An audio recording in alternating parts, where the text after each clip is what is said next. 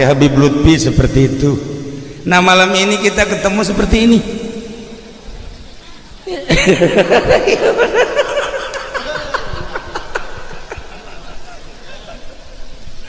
Ente ketemu di mana dengan beliau?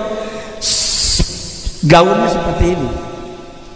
Ketemu di Jakarta, di Tangerang, di Banten, Jawa Tengah, Jawa Timur, pasti seperti ini. Dan ini aja pakaiannya nggak pernah ganti-ganti dan nggak pernah dicuci. Nah, kalau ente pakai pakaian seperti itu 2 hari, 3 hari, tetangga ente udah nggak nyaman.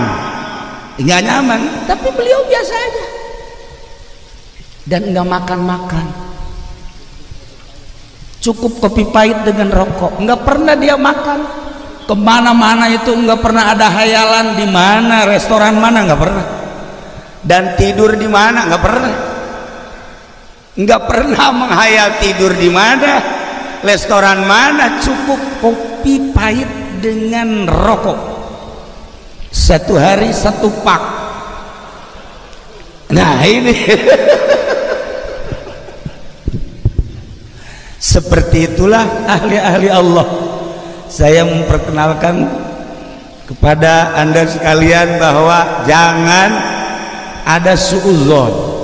Inilah kesulitan-kesulitan menghadapi ahli-ahli Allah, karena kita belum bersih. Karena belum bersih, akhirnya banyak suudzon. Masa sih ahli Allah seperti itu? Masa sih dan masa sih.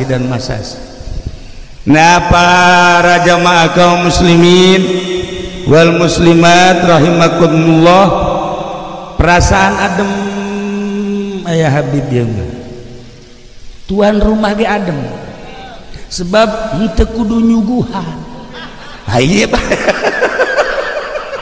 hai bangsa nukia kan capek can berkat can dahar ya mah cukup rokok, ente kudu nyayagikeun dahar minum teh kudu moal daekeun minum barang dahar kosu, tapi kuat. Tadi bilang sama saya, Pak Kiai sakit, iya pasti enggak makan buat jasmani, iya tapi ruhaninya saya lihat makan terus, bisa aja Habib kata saya. Jadi kadele kuyen eta makanan-makanan ruhani jeung makanan-makanan jasmani. Makan